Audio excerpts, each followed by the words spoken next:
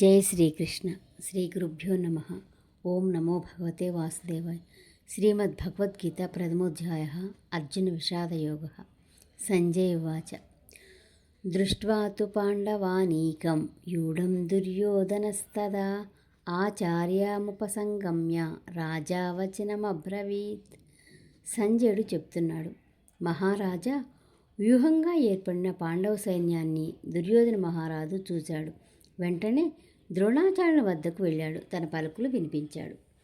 కురుక్షేత్రంలో వీరులు ఏం చేశారు అని ధృతరాష్ట్రుడు అడిగిన ప్రశ్నకు రాజైన దుర్యోధనుడు వ్యూహంగా ఉన్న పాండవ సైన్యం చూచి ఆచార్యుడైన ద్రోణాచార్యుని సమీపించి ఇలా చెబుతున్నాడు అనే సమాధానాన్ని వినిపించాడు సంజయుడు.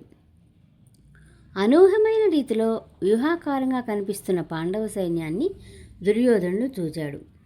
యుద్ధభూమిలో సైన్యాన్ని ఒక ప్రత్యేకమైన రూపంలో నిర్మించడాన్ని వ్యూహం అంటారు.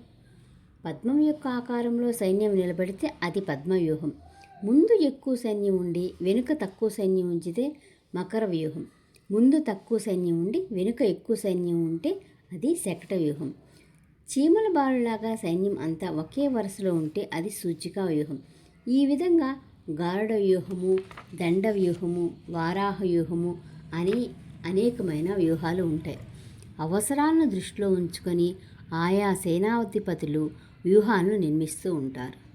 పాండవులు నిర్మించిన వ్యూహాన్ని చూచి భయపడిన దుర్యోధనుడు ఆచార్యుడైన ద్రోణుని సమీపించాడు.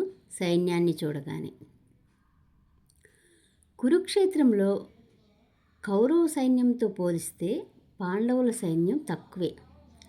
పాండవ సైన్యంలో గొప్ప వీరులు ఉన్నారు, కానీ తన సైన్యంలో కూడా వీరులు ఉన్నారు కదా, మరి ఎందుకు భయపడ్డాడు?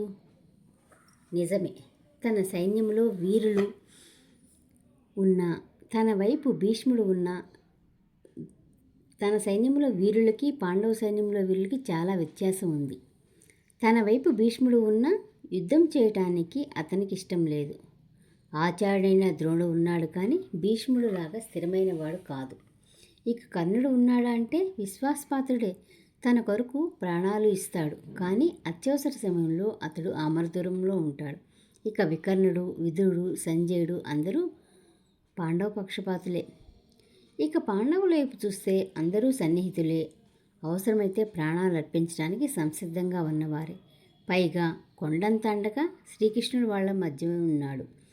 అందరూ పాండవుల విజయాన్ని కాంక్షించేవారే ఎక్కువగా కనిపిస్తున్నారు. దుర్యోధన భయానికి కారణం ఇదే. భయంతో చలించిపోయిన దుర్యోధనుడు భయపడిన పిల్లవాడు పెద్దల వద్దకు పరిగెత్తినట్టు ద్రోణాచార్యుల వద్దకు వెళ్ళాడు. ఆచార్యుల వద్దకు వెళ్ళిన దుర్యోధనుని ఏం మాట్లాడాడో రేపటి శ్లోకంలో చూద్దాం. గీతను అర్థం చేసుకుంటూ మన జీవితాలను ఉన్నతంగా మలుచుకోవటానికి, నా ఈ ప్రయాణంలో తోడుగా ఉండటానికి సబ్స్క్రైబ్ చేసుకోండి. స్వస్తి.